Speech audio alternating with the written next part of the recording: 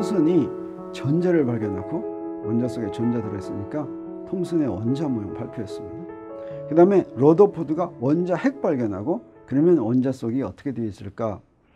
러더포드의 원자 모형을 발표했는데, 근데 그 둘 다 사실은 그렇게 옳지 않다는 걸 알았죠. 그래서 러더포드가 원자 모형 어떤 겁니까? 원자 핵주기가 전자가 돈다라고 하는 거였는데, 당시 알고 있던 전자기하학에 의할 것 같으면 우리도 지금 잘 알고 있지만 가속 운동하는, 원 운동하는 그런 전하는 빛을 내보내야 되니까 안정되지 못했죠. 그러면 이제 원자 내부에 대해서 알려면 어떻게 해야지 될까? 원자 내부에서 나오는 뭔가 정보가 더 있어야지 되겠어요.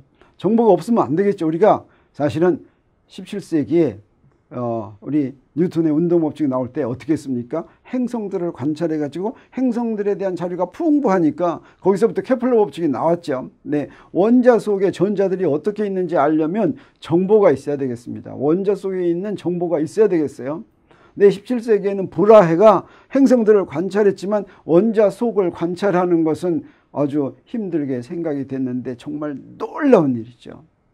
원자 속의 정보가 이미 나와 있었습니다. 바로 그것이 바로 뭐냐면 이 옹스트렘에 의해서 제공이 되는데, 사실은 그 전에 이제 사람들이 알려져 있었어요. 그게 바로 뭐냐면 빛에서 오는 태양에서 오는 빛을 보면 거기에 선 스펙트럼이 쫙 있다라고 하는 것입니다.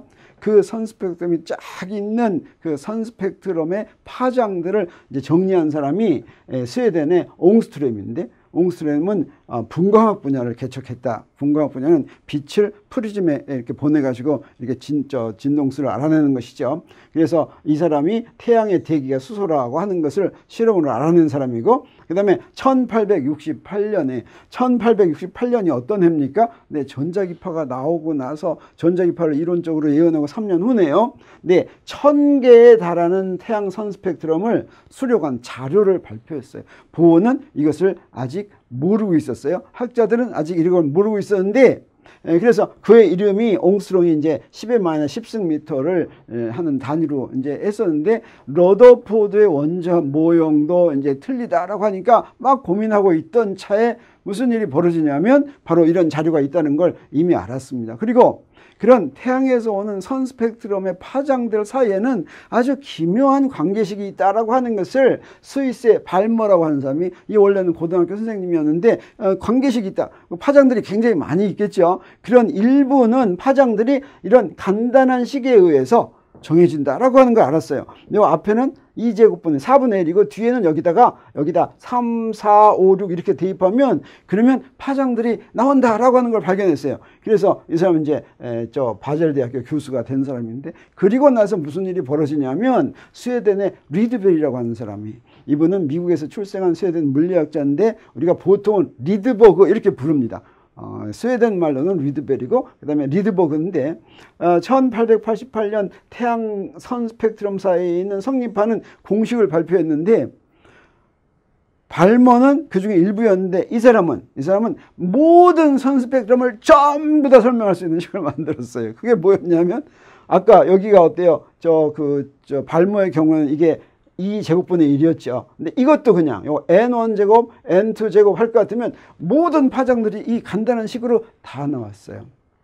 마치 뭐와 해당하냐면 브라의 행성에 관한 자료를 케플러가 타원으로 맞춘 거나 비슷한 거예요. 이렇게 때려 맞춘 거예요. 이때의 비례 상수도 때려 맞췄어요. 모든 것을 다 맞게 하는 그런 상수를 구했습니다. 상당히 정확하게 구했어요. 이렇게 1.09678. 이거 어떻게 해서 나왔는지 모르죠.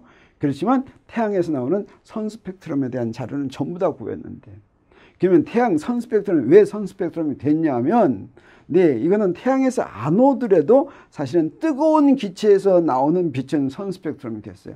이상하게 원자 속에서 나오는 빛은 선 스펙트럼을 이뤘어요. 그래서 원자에서 나오는 또는 태양에서 나오는 빛, 선 스펙트럼의 파장들은 무엇의 정보를 갖고 있어요? 원자 속의 정보를 갖고 있다라고 하는 것을 알게 됐습니다. 그래서 이거를 설명할 수 있으면, 이걸 설명할 수 있는 원자 모델이면, 그리고 원자 모형이면, 그러면 진짜겠구나 하는 것을 우리가 알 수 있는 것입니다.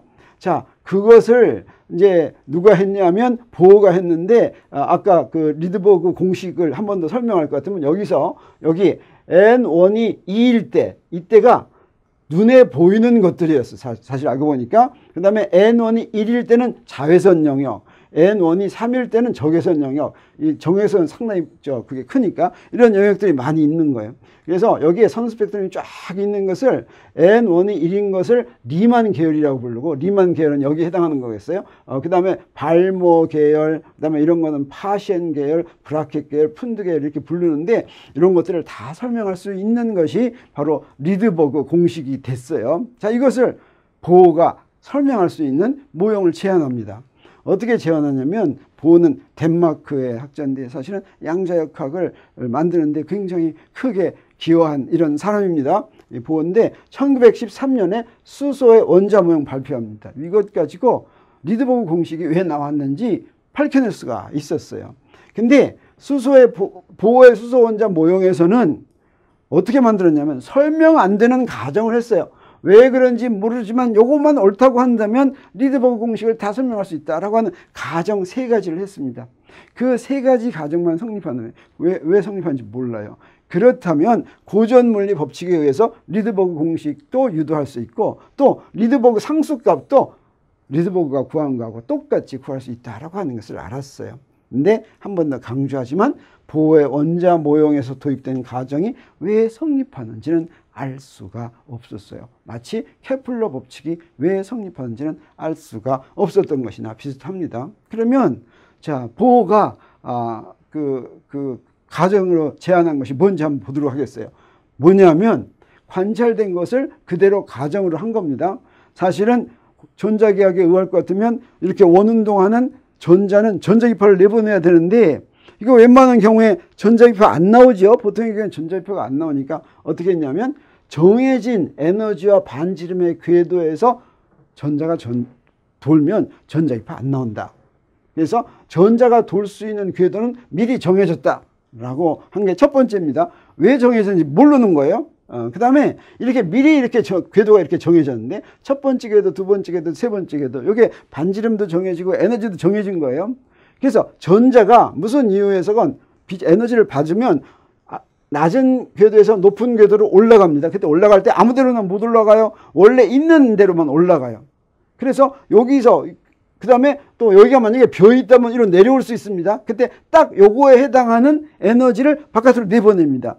그때 내보낼 때는 전자기파가 나오는데, 요 에너지가 델타 E라면 HF 이렇게 되는, 이렇게 결정되는, 이게 바로 플랑크 양자화 조건이죠. 플랑크 양자화 조건에 의해서 정해지는 전자기파를 방출하거나 흡수한다. 그래서 이런 전자기파를 흡수하면 요 에너지에 딱 맞는 그 궤도가 있으면, 없으면 흡수하지 못해요. 있으면 올라가고, 그 다음에 올라갔으면 밑에 딱 맞는 데가 비어 있으면 내려오면서 E는 HF에 해당하는 그런 전자기파를 내보낸다, 이런 것입니다. 그러면 허용된 궤도는 어떻게 구하느냐?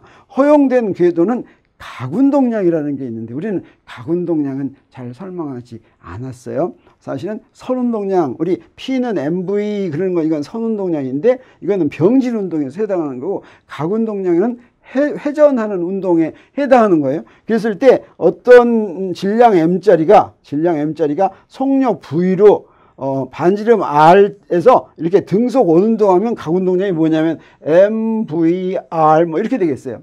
이 각운동량이 어떤 값을 가져야만 되냐면, 왜 그런지 몰라요. 플랑크의 플랑크 상수를 이용해가지고 플랑크 상수를 2파이로 나눈 것에 꼭 정수배만 돼야지 된다. 1배, 2배, 3배, 4배 이렇게만 돼야지 되는 그런 각운동량이 이런 값만 갖는 궤도만 간다고 하면, 그러면 리드버그 공식이 다 설명된다고 하는 것이죠. 근데 어떻습니까? 요 과정 전부 다 왜 성립되는지 전혀 알 수가 없죠. 그러면 진짜 그런지 한번 보도록 하겠어요. 그러면 이제 고전역학에 설명할 수 있다고 하는 것은 뭐냐면, 여기 원자핵이 있고 전자가 있으면 요 둘 사이에 쿨롱 법칙에 의한 전기력을 받고 움직이는데, 그때 움직일 때는 뉴턴의 운동방 정식을 따른다. 이게 바로 고전 물리학으로 설명한다고 하는 거예요. 그래서 힘은 어떠냐? 이게 바로 쿨롱 법칙으로 정해진 것이죠. 그래서 여기 있는 게 뭐 원자 번호가 Z라면 전하가 Z2가 되겠어요. 여기 전자는 2니까 2개 곱하면 Z2제곱이 되겠습니다. 그래서 R제곱 하고 그때 등속 운동하면 가속도가 R분의 V제곱이에요. 여기다가 F는 M에다가 이걸 집어넣어요. F자리 요거 집어넣고 A자리 요거 집어넣어요. 그러면 뭐가 되냐면 이제 이런 게 되죠. 집어넣었어요. 그래서 여기서 V를 이렇게 구할 수가 있습니다. 여기 있는 V를 구하면 여기 루트하고 이렇게 집어넣어서 이렇게 나와야 되겠죠. 그 다음에 우리 뭘 구하냐면 이 조건을 이용해야 되겠어요. 각 운동량이 뭐하고 같을 때 요게 NH바하고 같아야 된다 그랬죠. 그래서 V를 구했으니까 V에다가 MR을 곱하면 여기 아까 V 구한 데다가 MR 집어넣었어요. 그러니까 여기 밑에 R이 있었으니까 위로 R로 갔죠. 그 다음에 밑에 M이 있었으니까 M 하나 올라갔어요. 자, 요 놈이 뭐가 돼야 되냐면 요게 돼야 된다. 이런 조건으로 놓으면 우리 이것을 만족하는 R은 N이 1, 2, 3, 4 이럴 때예요. 그래서 우리 Rn을 구할 수 있어요. 이게 바로 뭐냐면 도는 전자의 그 궤도의 반지름이 되겠어요. 그러니까 궤도가 아무 값이나 다 갖지 못하고 이런 궤도만 가질 수 있다라고 하는 거 우리가 알아낸 겁니다. 뭐에 비례해요? n제곱에 비례하네. 그래서 제일 작은 것부터 어떻게 돼요? 1배, 4배, 9배 이런 식으로 가죠. 반지름이 그렇게 커지는 궤도형은 존재한다. 뭐 이런 걸 알겠어요. 그리고 나서 그러면 리드버그 공식은 어떻게 나오느냐? 그것은 플랑크의 양자화 조건을 이용하면 되겠어요. 그때 먼저 수소 원자의 반지름 아까 구한 거에서부터 구할 수가 있겠어요. n에다가 1을 대입하면 수소 원자 반지름 되는데 그때 구할 때는 어떻게 하냐면 어떤 값을 이용하냐면 요 4파이 입실론 제분의 2제곱은 1.44 MeV 페름이라고 하는 것을 이용하면 좋아요. 이거 유명한 거예요. 그 다음에 H바 C는 요 상수값이 197.3 MeV 페름이가 돼요.